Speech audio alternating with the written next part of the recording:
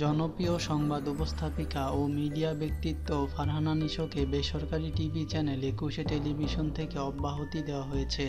১৭ মে ফারহানা নিশোকে এই অব্যাহতিপত্র দেওয়া হয়। পত্রে উল্লেখ করা হয়েছে, অনুষ্ঠান বিভাগ প্রধান জনাব ফারহানা শাবনাম নিশোকে কর্তৃপক্ষের আদেশক্রমে চাকরি থেকে বরখাস্ত করা হয়েছে। অবিলম্বে এই আদেশ কার্যকর হবে।